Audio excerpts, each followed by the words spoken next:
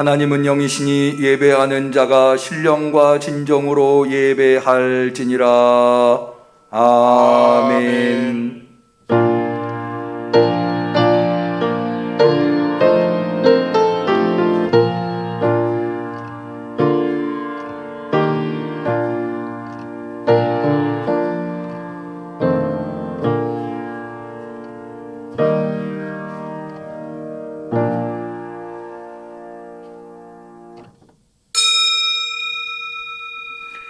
내가 여호와를 항상 송축하며 그를 송축함이 내 입에 계속하리로다. 너희는 여호와의 선하심을 맛보아할지어다. 그에게 피하는 자는 복이 있도다. 의인은 고난이 많으나 여호와께서 그 모든 고난에서 건지시는도다. 여호와께서 그 종들의 영혼을 구속하시나니 저희에게 피하는 자는 다 죄를 받지 아니하리로다. 아멘.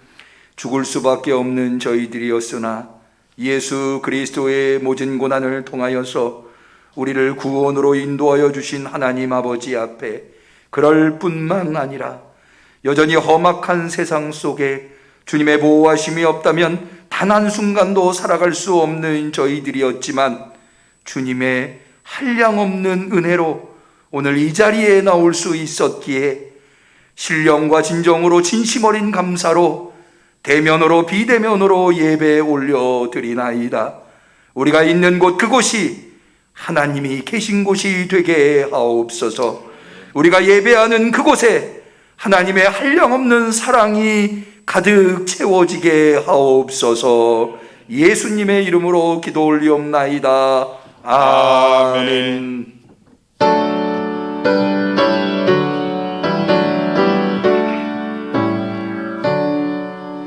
주 예수 계신 곳마다 그 은혜 충만하도다. 고나고 병든 사람들 다 주의 사랑 받도다.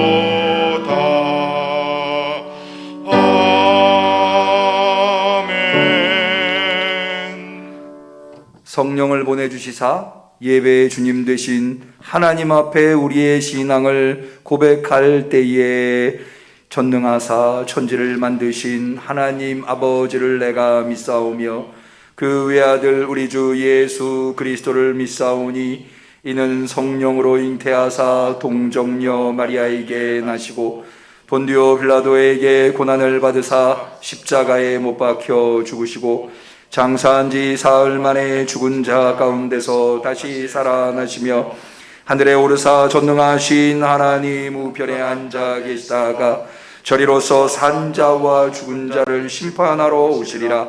성령을 믿사오며 거룩한 공회와 성도가 서로 교통하는 것과 죄를 사하여 주시는 것과 몸이 다시 사는 것과 영원히 사는 것을 믿사옵나이다. 아멘.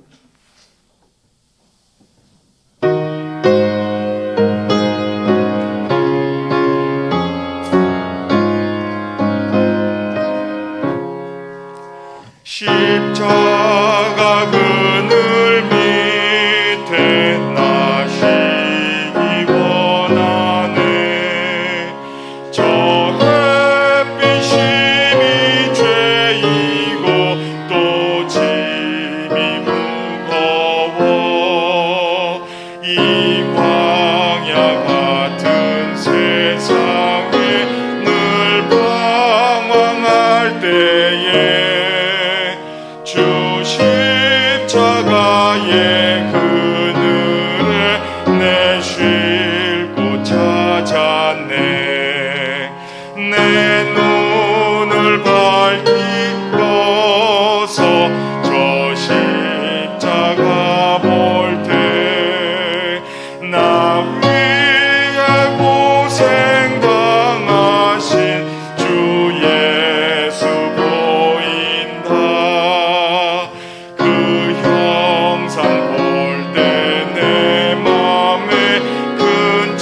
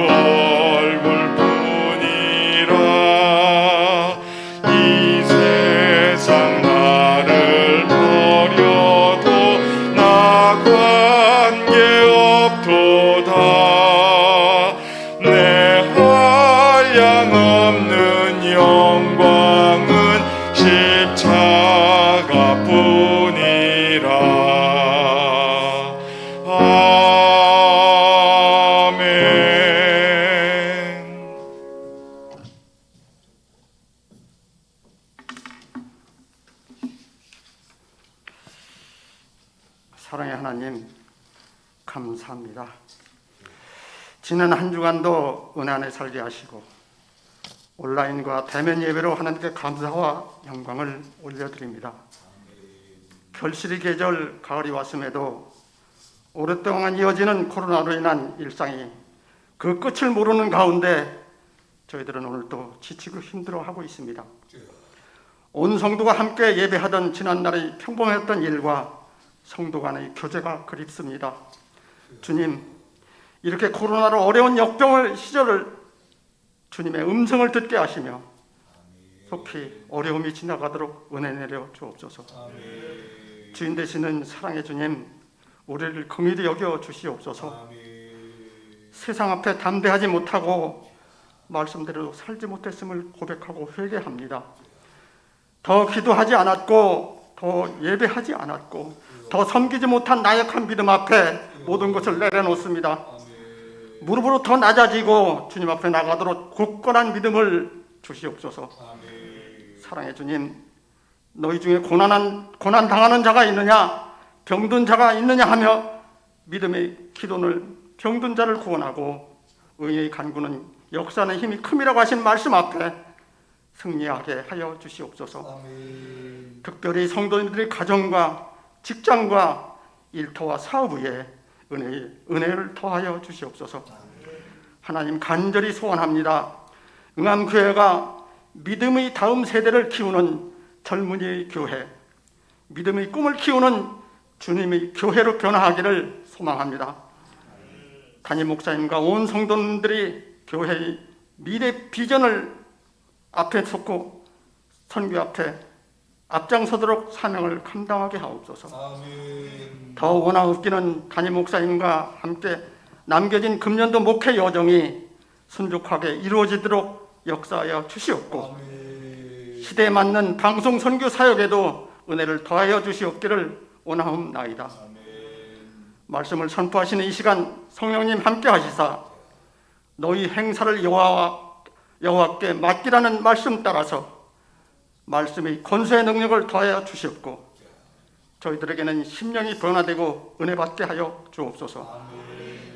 특별히 담임 목사님께 아버님 남병선 목사님의 유지를 잘 받들어서 목회자의 신실한 신앙의 유산을 간직하고 전하실 수 있는 귀한 목사님으로 인도하여 주시옵소서. 그래야 목사님께 주님의 권능과 능력을 주셔서 피곤치 않게 하시고 건강도 지켜주셔서 몸된 교회와 성도님들 위하여 목회 일에만 전념하실 수 있도록 주님 도와주시옵소서. 준비한 시온 찬양대의 찬양을 흠양하시고 은혜의 찬양이 불려지도록 저들의 삶도 축복하여 주시옵소서. 예배를 위해 수고하신 손길들을 축복하시고 결실의 계절 믿음의 오곡백과로 풍성한 교회와 성도님들이 되실 수 있기를 원하오며 예수님 이름으로 기도하옵나이다. 아멘.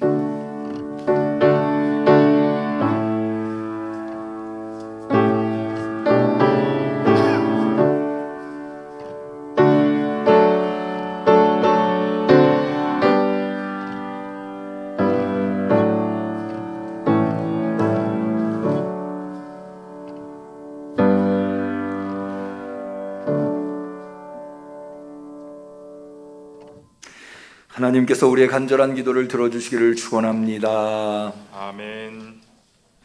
성시교독을 하겠습니다. 교독문 2번 시편 2편의 교독문이 되겠습니다.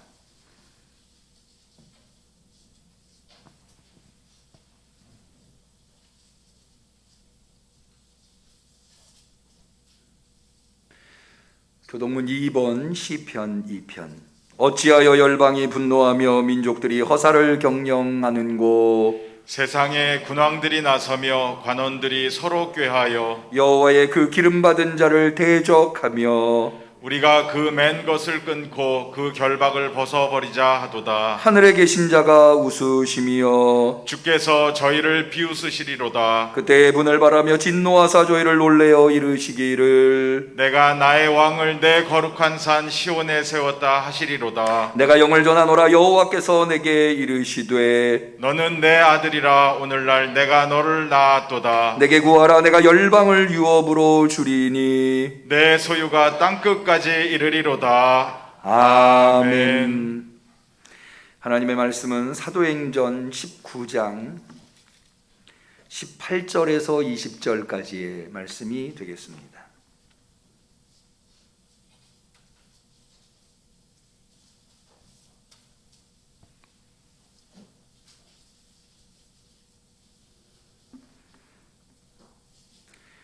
신약성경 222페이지 성령강림절 23번째 주일에 하나님께서 사랑하는 우리 성도님들에게 대면으로 비대면으로 예배드리시는 우리 성도님들에게 은혜로 주신 말씀, 능력과 위로와 평강과 기쁨으로 주신 말씀인 줄로 믿고 우리 다 같이 사도행전 19장 18절에서 20절 말씀을 한 마음과 한 목소리로 받들어 읽도록 하겠습니다. 믿은 사람들이 많이 와서 자복하여 행한 일을 고하며 또 마술을 행하던 많은 사람이 그 책을 모아 가지고 와서 모든 사람 앞에서 불사르니 그 책 값을 계산한 즉 은 5만이나 되더라. 이와 같이 주의 말씀이 힘이 있어 흥왕하여 세력을 얻으니라. 이는 하나님의 말씀입니다. 아멘. 시온 찬양대의 특성이 있겠습니다.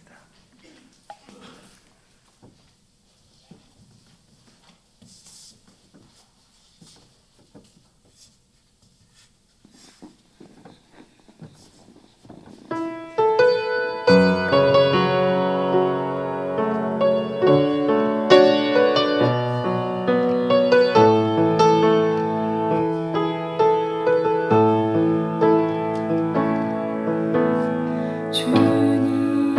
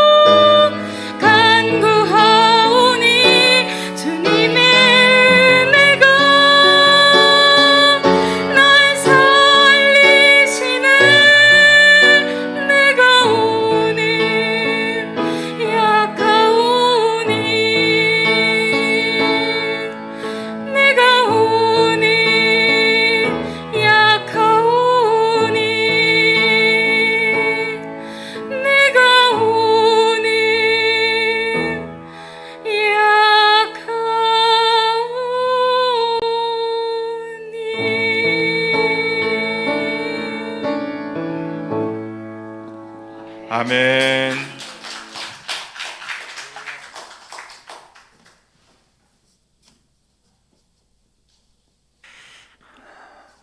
여러분은 어떤 그리스도인이십니까?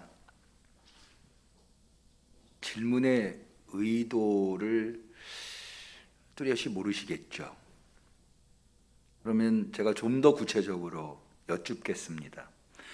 여러분들께서 예수 그리스도의 이름을 말하실 때, 부르실 때 여러분들 속에 무엇이 있습니까?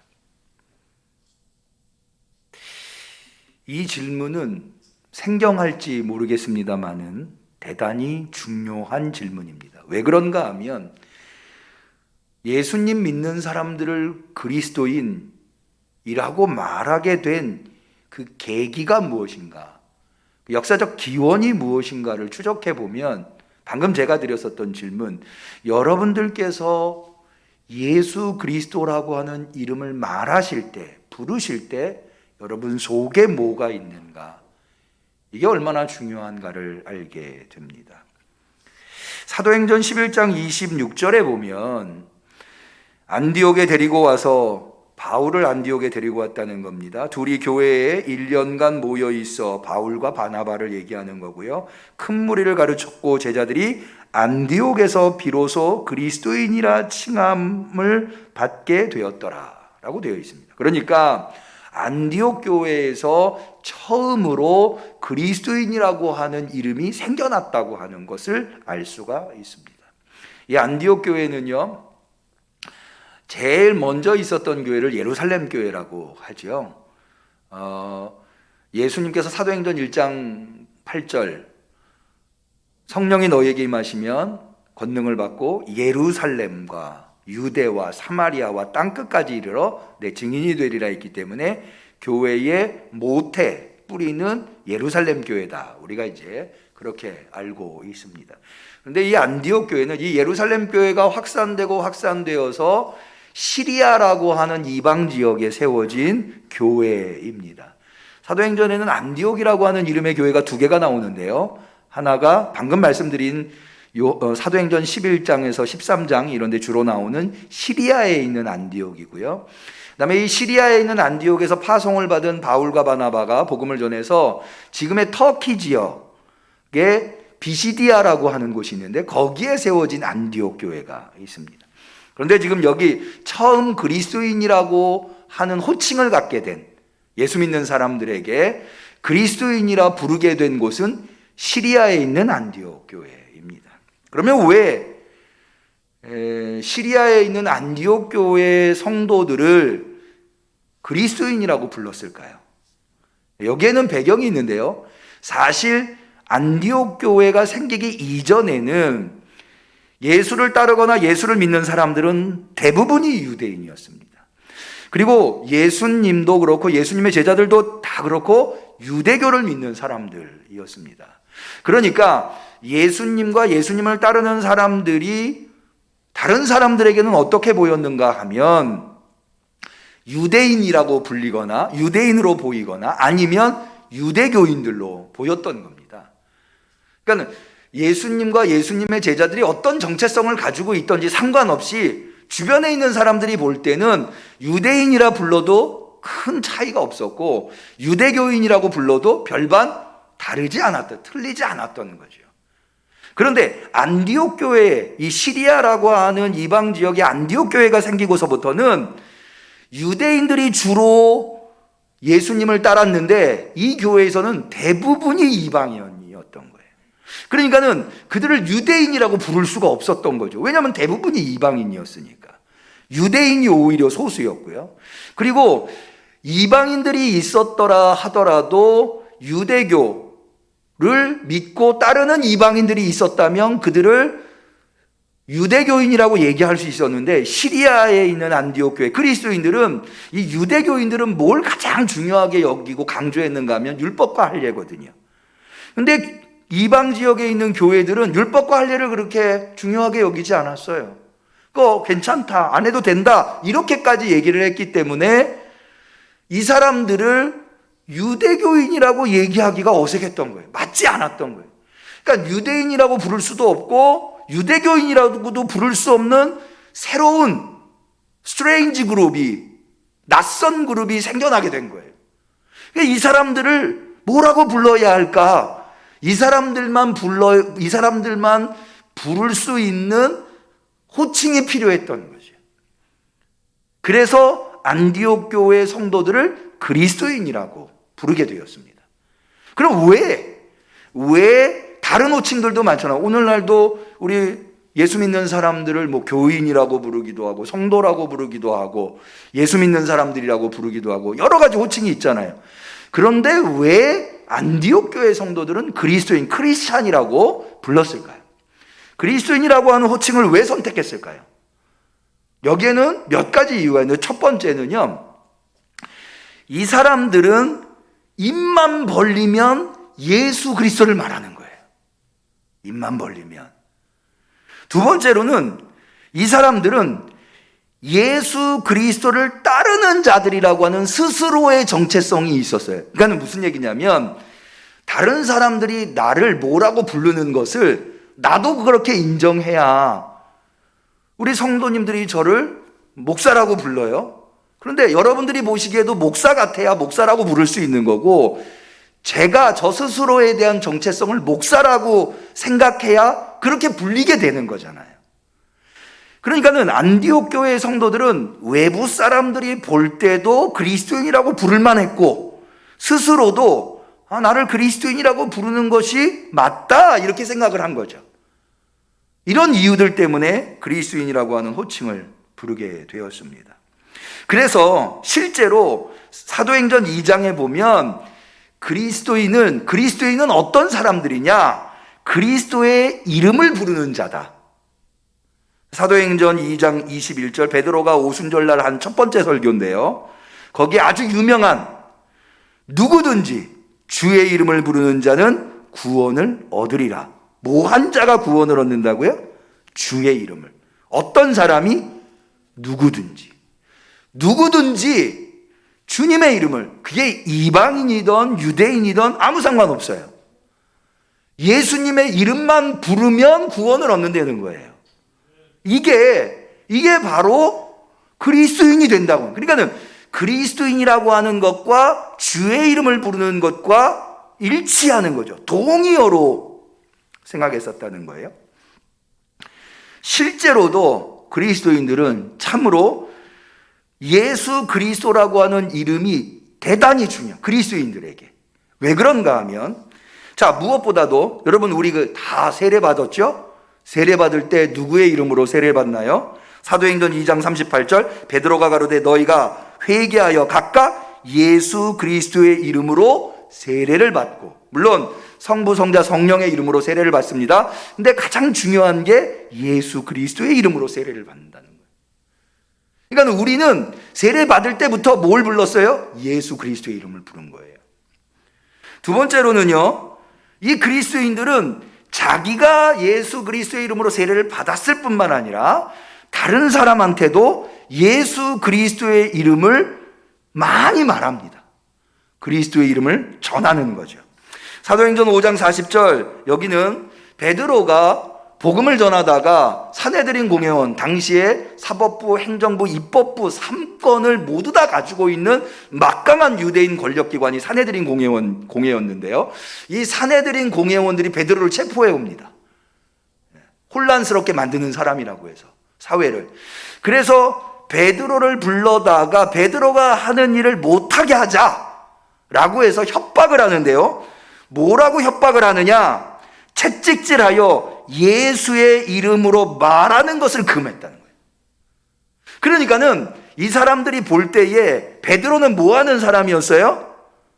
예수의 이름을 말하는 사람이에요. 그가 뭘 하든 예수의 이름으로 하니까. 실제로 여러분 사도행전 3장에 보면, 이제 보겠습니다만, 성전 미문에 앉아있는 안진뱅이 거린이 있었죠. 이 거린을 베드로가 어떻게, 그 유명한 이야기 있잖아요. 유명한 말씀. 내게 은과 금은 없지만 나사렛 예수의 이름으로 명하노니 일어나 걸어라. 모든 일을 예수의 이름으로, 예수 그리스도의 이름으로 하는 거예요. 앞서 말씀드린 대로 세례도 예수 그리스도의 이름으로 받고요. 그리스도라고 하는 이름을 전하기도 했고, 심지어 모든 기적, 병자를 고쳐요, 귀신을 내쫓아요, 이런 기적들을 뭘로 하느냐? 그리스도의 이름으로 했어요. 그래서 여러분, 아까 사내들인 공회원들이 베드로를 협박했다고 그랬잖아요. 전하지 말아라 했는데 베드로가 버텨요. 난 그럴 수 없다. 사람의 말을 들으랴 하나님의 말을 들으랴. 이러면서 베드로가 이렇게 이야기합니다. 너희와 모든 이스라엘 백성들은 알라. 너희가 십자가에 못 박고 하나님이 죽은 자 가운데 살리신 나사렛 예수 그리스도의 이름으로 이 사람이 건강하게 되어 너희 앞에 섰느니라. 예수 그리스도의 이름으로 이 사람이 건강하게 됐다는 거예요. 나는 예수 그리스도의 이름을 말하지 않을 재간이 없다. 이렇게 고백하고 있는 것입니다. 그럼 이건 조금은 부정적인 말씀입니다만 마태복음 7장에 보면은요, 주여 주여 하는 자들이 예수님한테 찾아와요. 근데 이 사람들이 뭐라고 그러냐? 마태복음 7장 22절에 보면 사실은 그리스도인들이 아까 어떻게 그리스도인이 어떻게 구원을 받는다고요? 누구든지 주의 이름을 부르는 자는 구원을 얻는다고 그랬잖아요.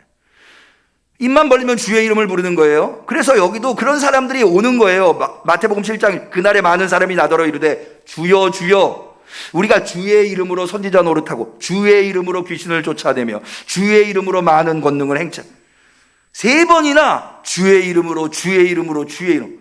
선지자 노릇도 주의 이름, 귀신 내쫓는 것도 주의 이름, 권능을 행하는 것도 주의 이름. 그러니까는 얼마나 성도들이 주의 이름 예수 그리스도를 말하고 다녔는지 알 수 있는 거죠. 특별히 이 그리스도인들은요, 오늘날도 마찬가지죠. 기도할 때 여러분, 우리가 꼭 빼놓지 않고 기도할 때 넣는 문장이 뭐예요? 예수님의 이름으로 기도드립니다. 이거 꼭 넣잖아요. 왜 그런가 하면 이건 초대교회 때부터 그렇게 했는데, 요한복음 14장 13절에 보면 너희가 내 이름으로 무엇을 구하든지 내가 시행하리니 이는 아버지로 하여금 아들을 인하여 영광을 얻으시게 하려 함이라. 내 이름으로 무엇이든지 내게 구하면 내가 시행하리라. 할렐루야. 예수님의 이름으로 구하면 예수님께서 시행해 주시겠다.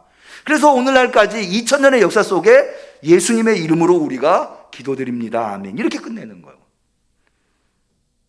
그런데요, 초대교회에서 예수님의 이름이 중요하게 사용되는 순간이 기도 말고 또 있었는데, 앞서 말씀드린 대로 귀신 내쫓을 때, 주여 내가 주님의 이름으로 선지자 노릇하고 주님의 이름으로 특별히 귀신을 내쫓고 주님의 이름으로 많은 권능을 행했습니다. 귀신 내쫓을 때 예수 그리스도의 이름을 많이 사용했어요. 그 중에 대표적으로 예수님의 이름으로 귀신을 내쫓았던 초대교회의 인물이 누구냐 하면 바로 바울이에요. 자, 오늘 우리가 읽지는 않았습니다만은 11절을 한번 볼까요? 사도행전 19장 11절. 하나님이 바울의 손으로 희한한 능을 행하게 하시니, 바울을 통해서 듣도 보도 못한 희한한, 원더풀, 희한한, 이게 원래 원더풀이라고 하는 게 경험해보지 못했다라고 하는 말에서 유래한 거거든요. 희한한 능력이 나타나게 하는. 그런데 자, 12절, 심지어 사람들이 바울의 몸에서 손수건이나 앞치마를 가져다가 병든 사람에게 얹으면 그 병이 떠나가고 악귀도 나갔다. 바울의 손으로 희한한 능력이 나타나는데 그 대표적인 예가 뭐냐? 손수건과 앞치마까지도. 바울이 직접 아니고 바울이 사용한 손수건, 바울이 사용한 앞치마를 악귀가 들린 사람한테 얹어도 악귀가 쫓아나갔다는 거예요. 그러니까 이런 정도로 이 고대에서는요, 모든 질병, 모든 어떤 불행, 이런 것들은 다 악귀의 작용이라고 생각했거든요. 그러니까는 아픈 사람한테 특별히 귀신 들렸다고 생각하지 않아도 악귀가 들린 사람, 병든 사람한테 바울이 사용한 손수건, 바울이 사용한 이 앞치마만 올려도 귀신이 떠나가고 병이 나갔다는 거예요. 믿으시기를 바랍니다. 이 정도 되노니까 이걸 따라하는 사람들이 생겨나기 시작했어요. 이 일이 어디에서 있었던 일이냐면 에베소에서 있었던 일이거든요. 이 사도행전 19장이. 그러니까 에베소가 사실은요, 수많은 퇴마사들, 요즘으로 얘기하면은 주술사들이 에베소에 있었어요. 실제로 고대 문헌에 보면요, 주술책이 많이 발견되는데, 왜 영화 같은 데 보면은 옛날 책 이렇게 막 이런데 주문 같은 거 써 있고 그러잖아요. 마녀 이런 사람들 등장하는 영화 같은 거 보면 책 펴놓고 뭐 이렇게 뭐 보글보글 끓이고 거기다가 뭐 머리털도 넣고 뭐 해가지고 뭐라고 하고, 그것을 기록해 놓은 책, 이게 이제 마술책, 주술책인데 이 책이 제일 많았었던 곳이 에베소였다 하더라고요. 그래서 무슨 마술책이 발견되잖아요. 주술책이 발견되면 그것을 특별히 에베소 문서 이렇게 칭했다고 해요. 그만큼 에베소에. 근데 그럴 것이 에베소라고 하는 곳이 아주 고대에서는 어떤 도시로 유명한가 하면, 여러분 에베소 하면은 그 다음에 나옵니다마는 데메드리오 소동이 나오는데, 사도행전에 이 에베소의 아테미 여신 신전이 거기 있었어요. 사실은요, 이 에베소가 이 로마 제국, 아시아에서는 로마 제국 안에서 에베소라고 하는 도시가 대단히 중요한데, 왜냐하면 이 로마 제국에서 아시아라고 할 때, 물론 지금의 아시아를 이야기도 하지만 에베소를 아시아라고 얘기할 정도로 아시아의 대표적인 도시가 에베소였어요. 그러니까는 로마의 서쪽에서 로마 제국의 동쪽으로 들어가는 이 아시아 쪽으로 들어가는 대표적인 항구가 에베소였거든요. 관문이었어요. 그러니까 여러분, 항구 도시 아테미 여신이 있는 아테미 신전이 지금도 7대 불가사의 중에 하나가 아테미 신전이라고, 그만큼 어마어마. 거기에 우상을 만드는 어마어마한 사람들이 있는데, 바울이 거기서 복음을 전하니까 자기네들 우상이 쓸모없는 게 되어버리니까, 사람들한테서. 사실은 그 다음에 데메드리오 소동이 왜 일어나냐면, 이 앞에 있는 내용을 이해하면 이 사람들이 위기감을 느낀 이유를 알게 되는 거예요. 소동을 일으킨, 왜 바울과 복음 전하는 사람들을 그렇게 경멸하고 박해했는가를 알게 되는 거죠. 그런 도시가 에베소예요. 그런데 그 에베소에서 바울이 희한한 능력들을 많이 하니까 거기에 수많은 마술사들이 있는데, 이 주술사들이 있는데, 이 주술사들이 따라하는 거예요. 그 중에 특별히 유대인 주술사들이 있었어요. 자, 13절을 한번 볼까요? 이에 돌아다니며 마술하는 어떤 유대인들이 시험적으로 악귀 들린 자들에게 대하여 주 예수의 이름을 불러 말하되, 내가 바울의 전파하는 예수를 빙자하여 너희를 명하노라. 지금 요 문장이요, 굉장히 재밌는 문장이에요. 왜냐하면 이게 주문이거든요. 그 마술하는 사람들이 병자를 고치고 귀신을 쫓아내는데, 바울이 하도 요걸 잘 하니까 예수님의 이름으로 바울이 막 어마어마한 희한한 기적들이 막 일어나니까 바울을 벤치마킹하는 거예요. 근데 이 마술사들이 에게 중요한 건 뭐냐면, 귀신을 잘 내쫓느냐, 병자를 잘 고치느냐, 기적이나 능력이 잘 나타나느냐 못 나타나느냐의 기준이 뭐였냐면, 정확하게 주문을 외우느냐. 이게 제일 중요해요. 그 다음에 주술하는 규칙을 잘 따랐느냐, 이게 중요해요. 여러분, 그 대표적인 예가요, 알리바바와 40인의 도둑에 보면 왜 강도의 대장이 도둑질해온, 강도질해온 보물들을 왜 동굴에다가 넣어놓잖아요. 그런데 동굴문을 막고 있는 바위가 있는데 이게 어떻게 열리죠? 열려라 참깨. 이게 주문이거든요. 우리 다 주문을 알고 있어요. 주술문을 열려라 참깨 말하면 이게 정확하게 열려라 참깨라고 말해야 돼요. 뭐 열려라 소금 뭐 이렇게, 이게 안 열리는 거죠. 그러니까는 고대의 주술사들은 뭘 제일 중요하게, 정확한 주술문, 이거를 말하는 것이 중요했던 거예요. 그러니까는 자기가 누구냐는 중요하지 않아요. 내가 지금까지 뭘 해왔고 내 속에 뭐가 있고 이런 건 중요한 게 아니에요. 중요한 건 정확하게 말했느냐, 그 주문을. 그런데 이 사람들이 무슨 주문을 사용했는가 하면 거기 나오는 거예요. 악귀 들린 자들에게 대하여 주 예수의 이름을 불러 말하. 내가, 여기서부터가 주문이에요. 내가 바울의 전파하는 예수를 빙자하여 너희에게 명하노라.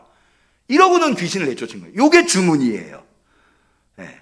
그런데 이 유대 주술사들 중에 가장 유명한 유대 주술사가 누구였냐면 스게와의 7 아들들이었어요.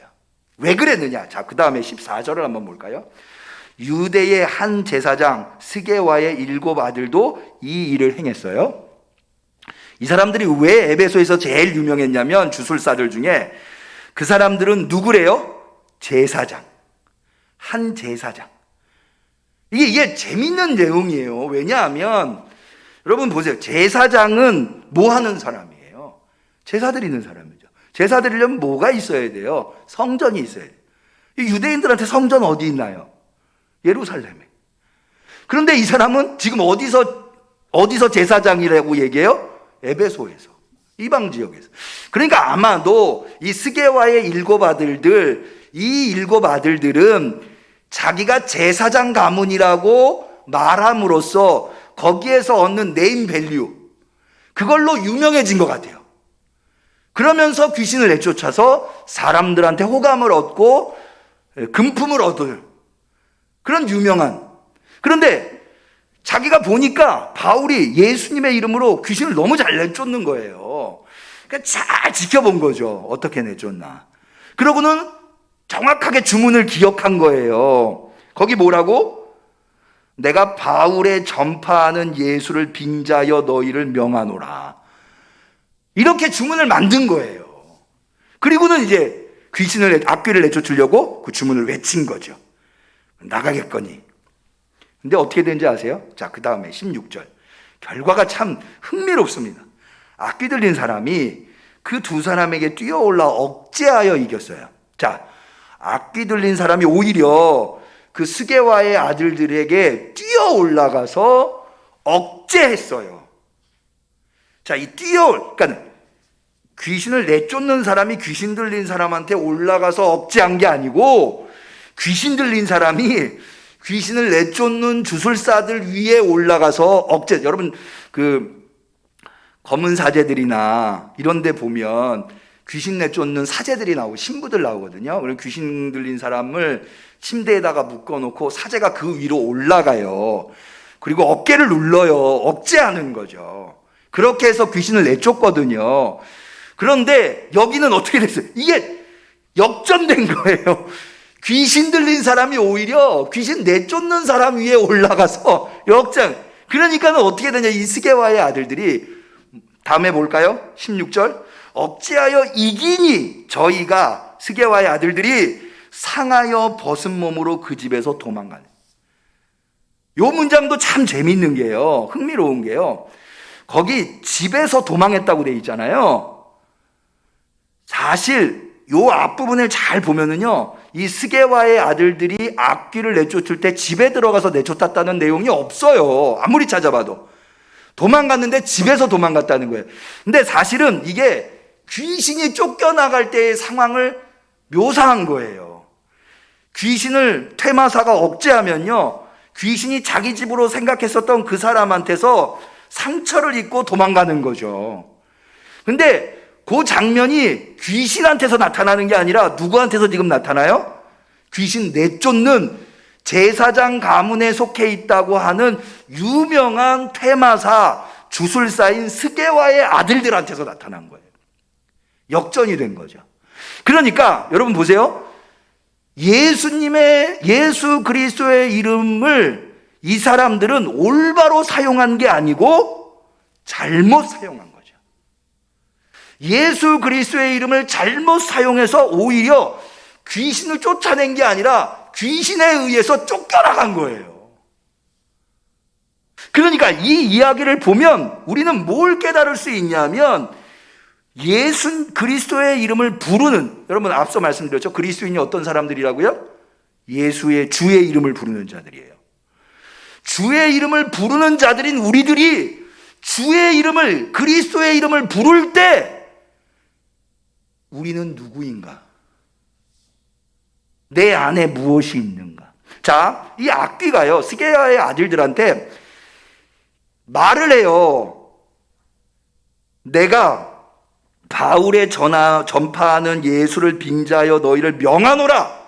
이렇게 스게야 아들들이 얘기했더니 악귀가 대답을 해요. 자, 15절을 볼까요? 악귀가 대답하여 가로되 예수도 내가 알고 바울도 내가 알거니와 너희는 누구냐? 너희는 누구냐? 요걸 보면은요, 그 유행가 가사 중에 너는 누구냐? 이렇게 그런 유행가 가사가 있잖아요. 네. 이 사람은, 이 스게와의 아들들은 그리스도의 이름만 말하면 귀신이 그냥 떠나가는 줄 알았는데 귀신이 어떤 반응을 보여요? 내가 예수도 알고 바울도 안다. 너는 누구냐? 예수의 이름을 말하는 너는 누구냐? 그리스도의 이름을 말하는 너는 누구냐? 여러분, 이거 굉장히 충격적이에요.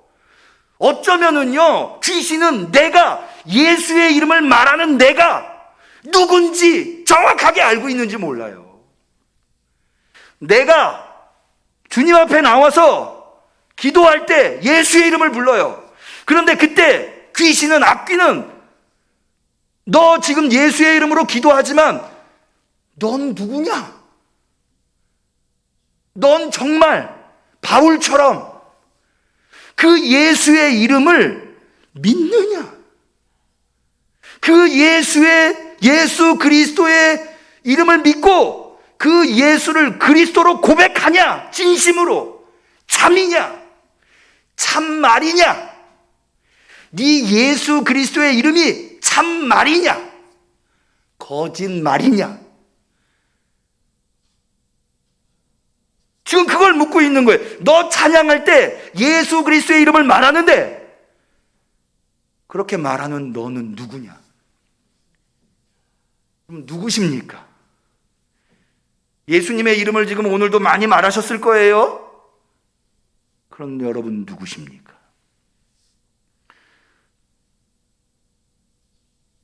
여러분, 굉장히 심각한 질문이 되는 거예요. 예수님의 이름을 말한다고 다가 아니에요. 그의 이름을 믿어야 되는 거예요. 예수 그리스도의 이름엔 분명하게 능력이 있어요. 믿으시기를 바랍니다. 그런데 그 능력은 아무한테나 예수 그리스도의 이름만 말한다고 다 발현되는 게 아니라는 거예요. 그 예수 그리스도의 희한한 능력, 그 능력이 발현되기 위해서는 내가 누구냐가 중요해요. 내가 누구여야 하냐? 그 이름을 믿는 자가 되어야 되는 거예요.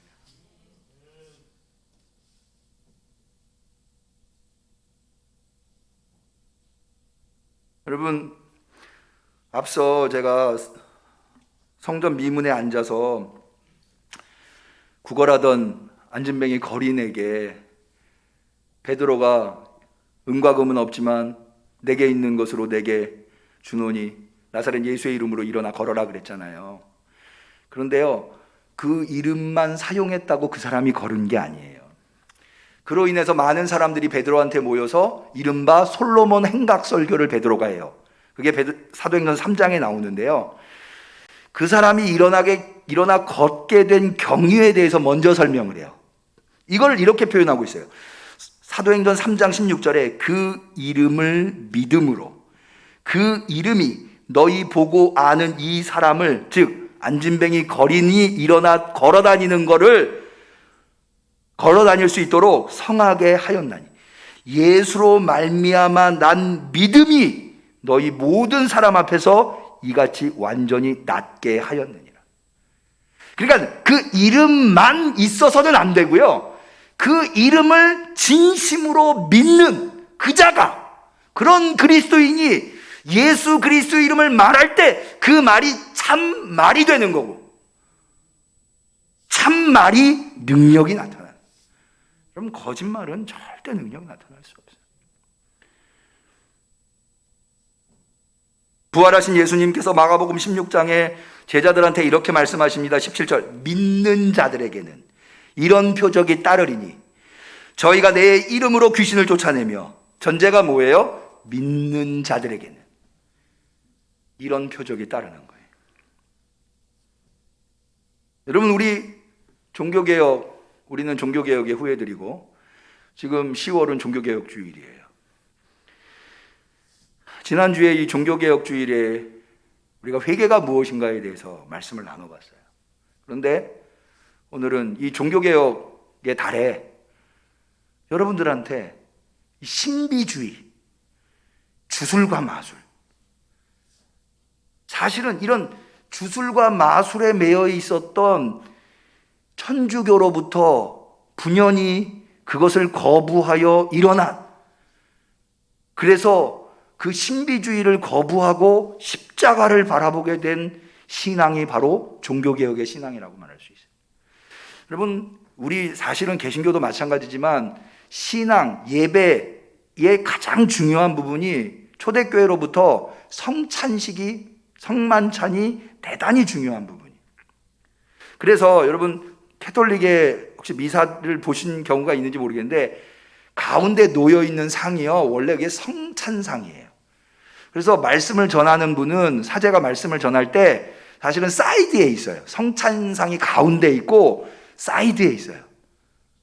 성찬식이 굉장히 중요해요. 그런데 이 성찬식을 행할 때, 이건 천주교의 공식적인 입장이에요. 1551년 트렌트 공회에서 결정한 바인데, 뭐라고 이 천주교에서는 고백하는가 하면, 성찬을 나눌 때 왜 성찬상을 놓고 사제가, 개신교에서는 목사님이 마련된 빵과 포도주를 놓고 강복을 하거든요. 축복을 해요. 임재해달라고. 그런데 그렇게 축복할 때, 사제가 축복할 때 실제로 그 빵이 예수님의 몸으로 바뀐다고 고백해요. 실제로 그 포도주가 예수님의 피로 바뀐다고 믿어요. 그걸 화채설이라고 해요. 화채, 몸으로 화 바뀐다라고 하는 거예요. 실제로 바뀌는. 여러분, 그래서 간혹 제가 한 10몇 년 전에 본 건데, 세상에 이런 일이 같은데요. 그런데 보면 미사할 때 사제가, 신부님이 천주교는 한 사람 한 사람씩 나와가지고 성체라고 하는 걸 봤거든요. 그리스도의 몸 이러고 줘요. 그러면은 아멘 하고, 우리도 그렇게 하지만 아멘 하고 이걸 받아 먹어요. 우리는 포도주도 나누지만 천주교는 포도주는 사제만 먹어요. 포도주는 안 나눠요. 성체만 나눠요. 그런데 그 성체를 줄 때 그걸 받아서 아멘하고 먹고 삼키는데, 간혹 세상에 이런 일이 같은데 보면 피를 흘리는 사람들 사진이 나와요. 이게 왜 그러냐면, 그게 실제로 그리스도의 몸으로 바뀐다고 믿는다는 거 하는 것이 사실로 나타났다는 거죠. 그런데 이게 신비주의라고 우리 개신교의 종교개혁자들은 본 거예요. 비판한 거예요. 우리는 실제로 그게 그리스도의 몸으로 바뀐다고 보지 않고 기념한다로 봐요.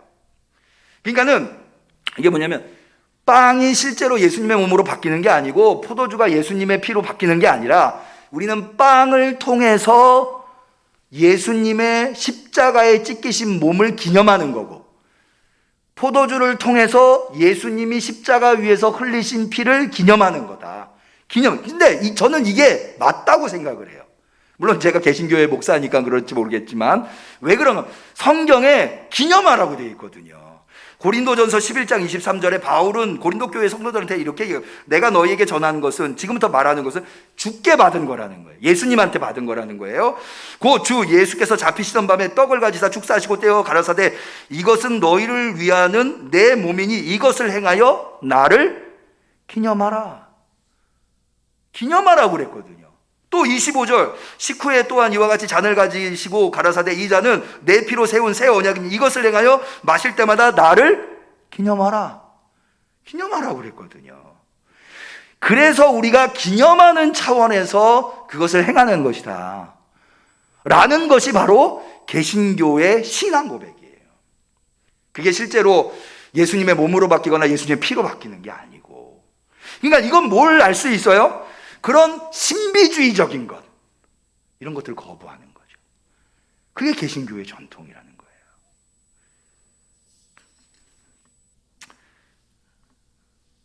좀 오래된 얘기인데요.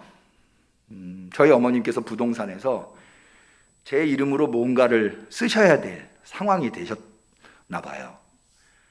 그래서 제 이름을 남기은 이렇게 쓰셨는데, 그 부동산 중개업 하시는 사장님이 제 이름을 이렇게 보더니 혹시 아드님이 목사님이세요? 그러더래요. 그래서 저희 어머님이 깜짝 놀라가지고 아니 어떻게 하셨어요? 그랬더니 그 사장님이 제가 이 부동산 중개업 하기 전에 20년간 점을 쳤습니다. 점쟁이가 나중에 부동산 사장님이 되신 거예요. 점을 쳤습니다. 그러시면서 하는 이야기가 남기은이라는 이 이름은 목사가 돼야 대성할 이름입니다.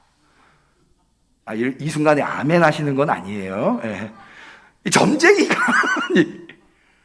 제가 그 얘기를 저한테 어머니가 해주시길래 제가 막 화를 냈어요. 아니 어머니 사모님이신데 언제 대성하는지를 물으셨어야죠.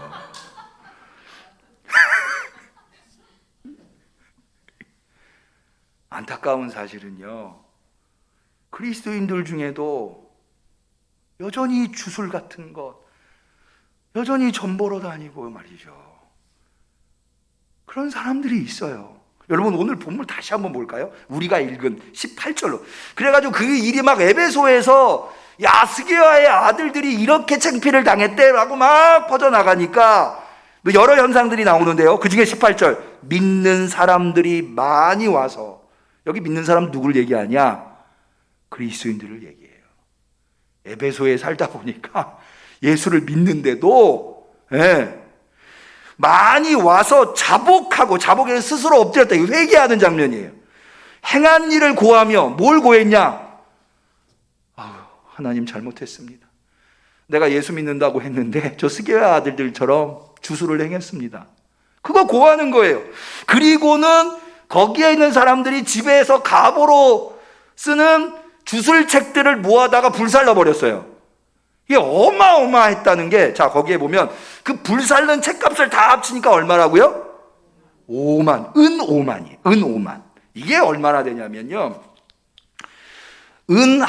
한 개의 은은 노동자 하루 품삯이었어요. 그러니까 5만 일에 노동자 5만 일의 품삯인 거예요. 자, 노동자 하루 품삯을 10만 원씩만 잡아봅시다. 얼마예요? 제가 이 수리에 약해가지고 제가 그래서 미리 계산해 왔어요. 50억이에요. 50억. 주술책을 죄끈해가지고 불살랐는데 그게 다 얼마? 50억 원어치. 아마 그 책들 다 가보였을 거예요. 근데 스게와의 아들들 사건을 보고는 이게 아무짝에 쓸모없는 책이구나. 그리고는 그걸 꺼내놓고 불살라버린 거예요. 이거 뭐 아무짝에도 쓸모없는 거를 뭘 금이야 오기야 끼고 있으면서 내가 헛짓했구나. 그래서 그거 불살라버린 거예요. 여러분, 헛짓하지 말아야 돼요. 헛말하지 말아야 돼요. 참말해야 돼요. 예수님의 이름이 여러분의 입에서 나올 때 참말이 되시기를 축원합니다. 그래야 거기에 능력이 있는 거예요. 사람은 속일 수 있을지 몰라요. 그런데요, 누구는 못 속이는지 아세요? 물론 하나님도 못 속이고 사실 귀신도 못 속여요. 내가 예수도 알고 바울도 아는데 너는 누구냐? 여러분, 우리는 예수 그리스도의 이름으로 구원을 얻었어요. 그러면 이제 우리 속에 뭐가 있어야 돼요? 믿음이 있어야 돼요. 우리 속에 뭐가 있어야 돼요? 그리스도가 나의 주인이라고 하는 고백이 있어야 돼요. 진심이 있어야 돼요. 그런 진심이 우리 안에서 작용할 때 우리 입에서 나오는 예수 그리스도의 이름에 귀신들이 벌벌벌 떨며 떠나가는 거예요.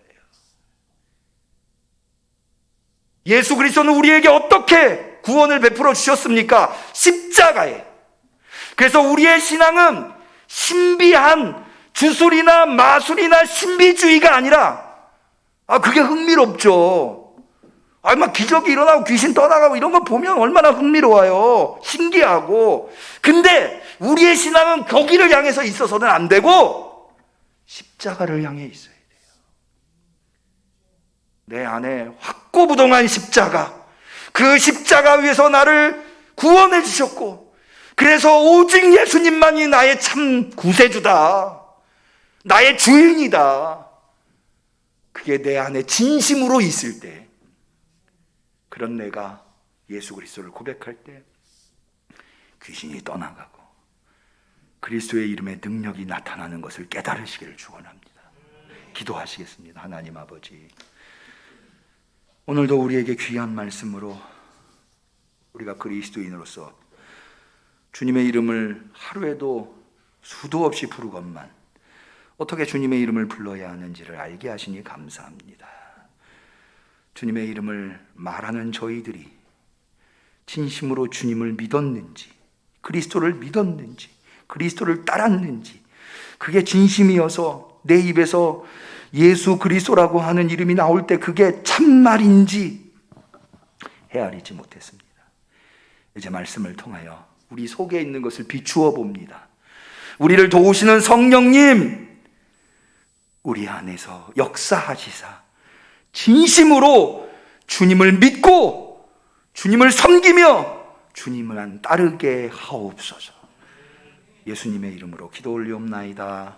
아멘. 우리는 감사하는 마음으로 이 예물을 드립니다.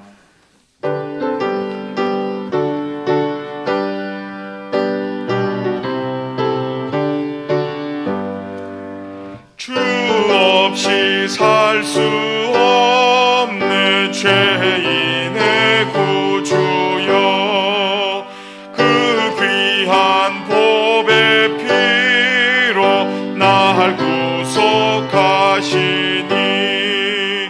구주의 사랑으로 흘리신 보혈이 내 소망 나의 위로 내 영광 됩니다. 아멘.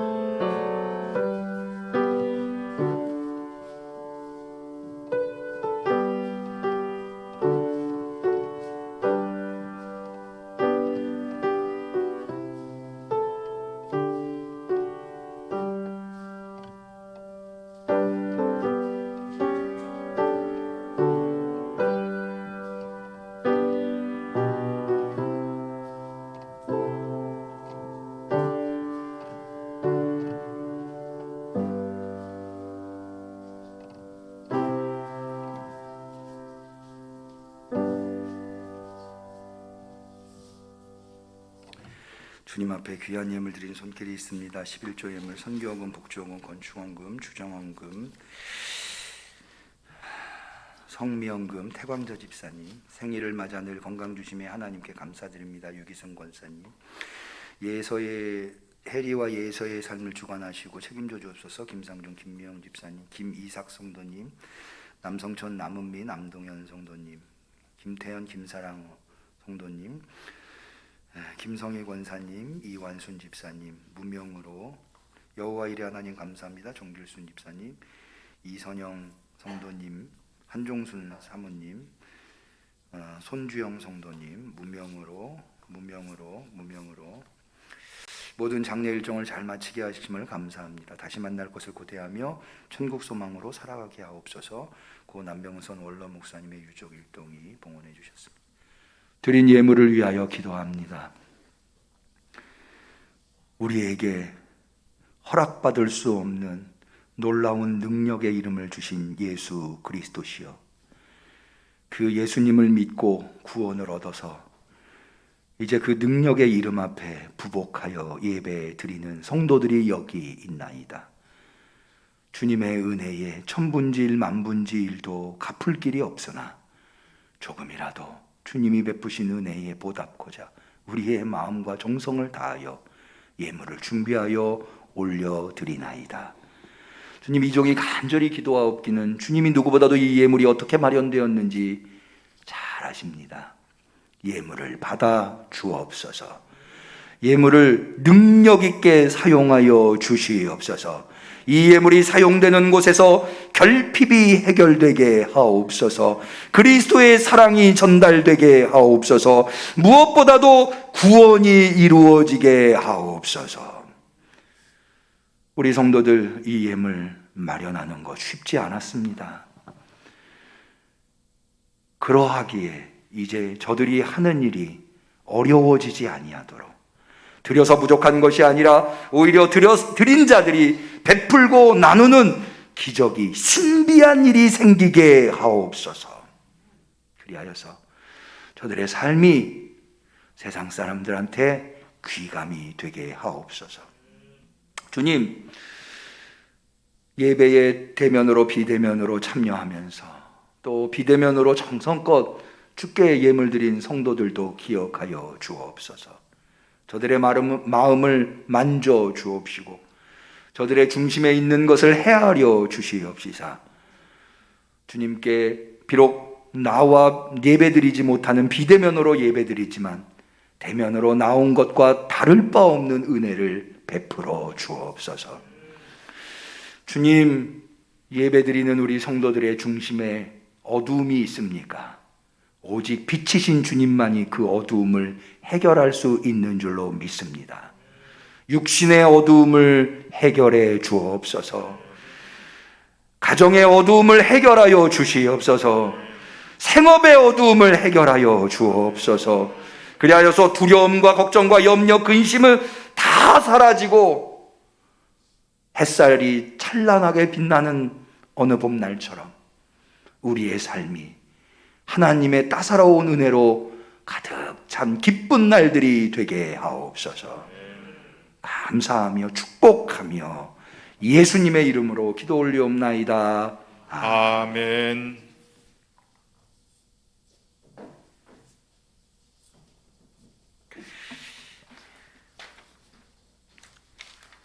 교회 소식을 말씀드리겠습니다. 받으신 순서지, 또 전달받으신 순서지에 나와 있습니다. 생일을 이신 분이 계십니다. 유기순 권사님, 오늘이 생일이시네요. 축복하고 축하드립니다. 나연주 사모님과 김강희 성도님, 이번 주가 생일이시고 임규성 장로님께서도 이번 주가 생일이십니다. 진심으로 축복하고 축하합니다. 하나님의 은총이 날마다 함께 하시기를 축원합니다. 우리 성도님들께서도 기억하시고 축복해 주시고 축하해 주시면 감사하겠습니다. 두 가지 광고만 드리도록 하겠습니다. 먼저 이 입당 및 임직식을 위한 당회를 오늘 모이도록 하겠습니다. 2부 예배를 마치면 목양실에서 2층 목양실에서 모이겠습니다. 두 번째로는 이미 우리 성도님들께서 다 알고 계시겠습니다만은 지난 목요일 날 저희 아버님 되시는 고 남병선 목사님께서 임종하셨습니다. 마지막 순간을 제가 지켰는데요. 참 감사한 것은 전혀 몸이 상하지 아니하고 주무시듯이 처음에는 의식이 사라지시고 그 다음에는 맥박이 사라지시고 그 다음에 신체 모든 기관이 조금씩 소멸되어 가시면서 임종을 하시는 것을 지켜볼 수 있었습니다. 우리 성도님들께서 최선을 다하셔서 코로나 상황인데도 불구하고 많은 성도님들께서 위로해 주시고 격려해 주셔서 우리 유족들은 큰 위로를 받고 힘을 얻을 수 있었습니다. 지금이 여전히 코로나 방역 단계이기 때문에 2부 예배에 성도님들이 많이 오셔서 2부 예배에 우리 가족들만 해도 13명이 넘거든요. 그래서 2부 예배에 참여가 어려워서 1부 예배에 참여하시고 그리고 인사를 나누시고 돌아가셨습니다. 양해해 주시고요. 우리 성도님들 2부 예배 때 뵈면 더 좋겠지만 지금 코로나 상황이기 때문에 그럴 수 없었다는 것을 양해해 주시면 감사하겠고, 우리 유족들이 아버님의 유지를 받들어서 우리 앞서 임장로님께서 기도해 주신 것처럼 유지를 받들어서 이 땅에서 하나님께 영광 올려드릴 수 있는 삶을 살아갈 수 있도록 기도해 주시면 감사하겠습니다. 감사드립니다. 나머지 광고는 주보를 참고하시고요. 우리 같이 곁에 계신 분들을 축복하는 시간 갖겠습니다. 축복의 노래합니다. 사랑하는 자여, 사랑하는 자여, 너의 영혼이 잘됨같이 언제나 대면 예배를 드리시는 모든 성도들을 축복합니다. 범사에 잘되고 강건하기를 내가 간구하노라. 비대면으로 예배 드리시는 모든 성도님들 축복합니다. 우리 하나님께 영광의 박수를 올립니다. 그리스도의 성도로서의 인사를 나누겠습니다. 옆분과 서로 인사합시다. 그리스도의 평화를 빕니다. 그리스도의 평화를 빕니다. 감사합니다. 송영하시겠습니다.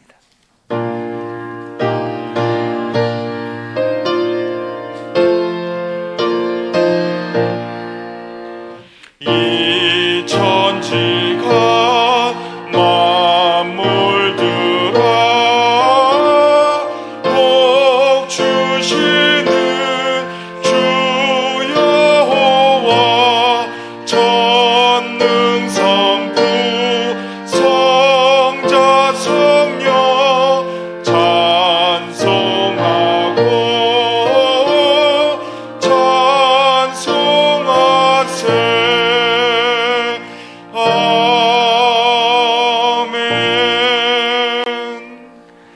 더할 수 없는 능력의 이름이신 예수 그리스도의 은혜와 그 이름을 우리에게 주신 하나님 아버지의 사랑과 그 이름이 우리의 삶 속에서 능력을, 권세를 발휘하도록 참 믿음을 주시는 성령님의 교통하심이 이제 예수 그리스도를 말할 때마다 우리 안에서 진심 어린 믿음으로, 진심 어린 순종으로, 진심 어린 고백으로 하나님의 뜻을 이루어드리기로 결단하는 우리 성도들 머리머리 위에 우리 응암교회 위에 지금부터 영원까지 함께 하시기를 간절히 축원하옵나이다.